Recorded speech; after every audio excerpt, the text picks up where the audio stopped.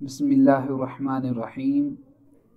قرآن مجید فرقان حمید میں اللہ تبارک و تعالی نے ارشاد فرمایا، وَنَزَّلْنَا عَلَيْكَ الْكِتَابَ تِبْيَانًا لِكُلِّ شَيْءٍ وَهُدًى وَرَحْمَةً وَبُشْرَىٰ لِلْمُسْلِمِينَ، اور ہم نے اس کتاب کو آپ صلی اللہ تعالی علیہ وسلم پر نازل کیا جو ہر شے کا واضح بیان ہے اور ہدایت ہے اور رحمت ہے اور مسلمانوں کے لیے بشارت ہے۔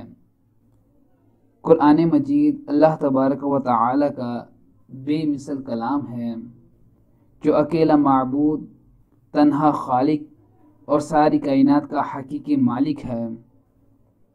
وہی تمام جہانوں کو پالنے والا ہے اور پوری کائنات کے نظام کو احسن انداز میں چلانے والا ہے۔ دنیا و آخرت کی ہر بھلائی حقیقی طور پر اسی کے دست قدرت میں ہے۔ وہ جسے جو چاہتا ہے عطا کرتا ہے اور جسے جس چیز سے چاہے محروم کر دیتا ہے۔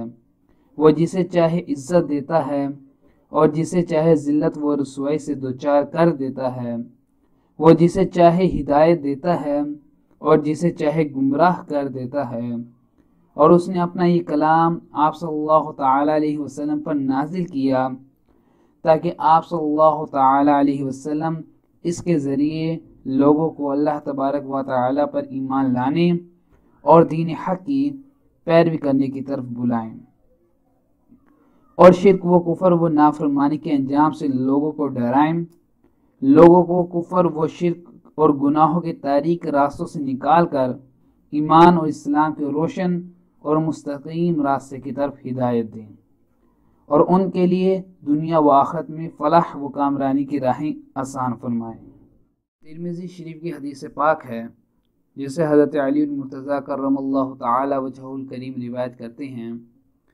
آپ فرماتے ہیں کہ نبی کریم صلی اللہ تعالی علیہ وسلم نے ارشاد فرمایا، عن قریب ایک فتنہ برپا ہوگا۔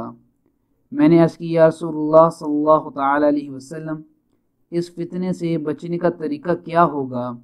آپ صلی اللہ تعالی علیہ وسلم نے ارشاد فرمایا، اللہ تعالی کی کتاب جس میں تمہارے اگلوں اور تمہارے پچھلوں کی خبریں ہیں اور تمہارے آپس کے فیصلے ہیں۔ قرآن فیصلہ کن ہے اور یہ کوئی مذاق نہیں۔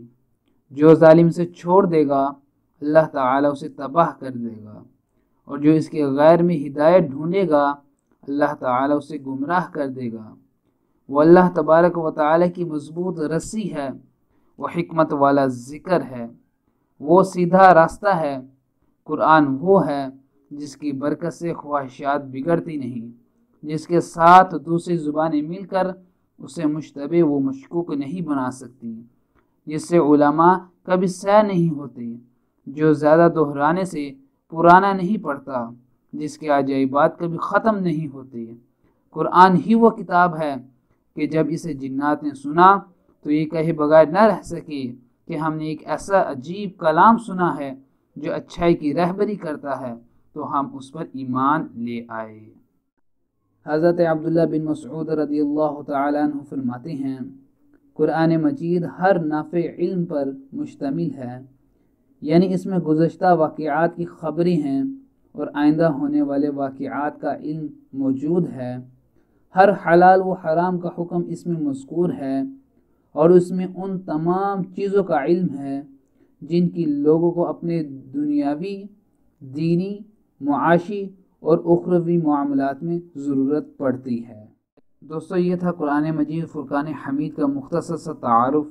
اگر آپ کو یہ ویڈیو پسند آئی ہو تو اس ویڈیو کو لائک کریں، اور اگر ابھی تک آپ نے میرے چینل کو سبسکرائب نہیں کیا تو میرے چینل کو سبسکرائب کریں اور بیل آئیکن پر ضرور کلک کریں۔